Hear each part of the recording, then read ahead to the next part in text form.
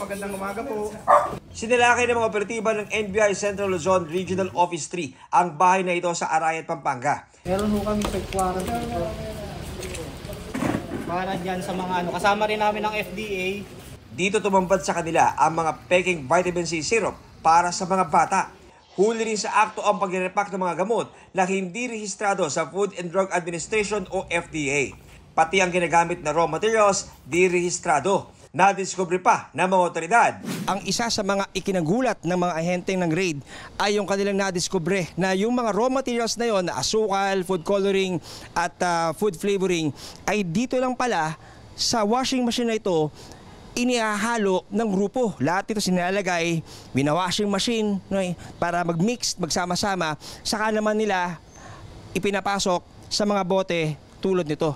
Ayon sa NBI ay umaabot daw na bukod nga dito sa may bahagi ng Central Luzon at Metro Manila ay nakakarating pa ang kanilang mga counterfeit na mga vitamin C na ito, na mga syrup sa mga probinsya sa Visayas at Mindanao. Nabistong pagawaan matapos magsumbong ang isang dating empleyado. Napaka-unsanitary itong ginagawa nila. Unregistered ang mga contents nito, mga flavoring lang, color flavoring, asukal, yun lang. Walang bitamina talagang nakukuha rito. Ito, pambata pa. Siyempre, ang bata madaling magkasakit. Mababa pang immune system nila. Kaya nag-expect sila na makakakuha nga nitong vitamin C. Yung pala, wala. Halos 400,000 pisong halaga ng nakaboting peking vitamin C syrup ang nakumpiska. Arestado ang pinakamay-ari ng pagawaan na halos 20 taon na raw nag-ooperate. Sinisika pa namin siyang makuna ng pahayag.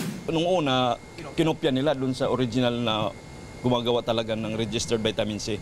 Hanggat nung pag nagtatagal na sila, nagpapalit sila ng brand, ibang pangalan na naman, para paiba-iba sila. Pinasuhan na natin sila, in-inquest natin for violation ng Republic Act 9711, yung Drug and Food Administration Act of 2009. Paalala ng NBI sa publiko, bumili lang sa accredited drugstore.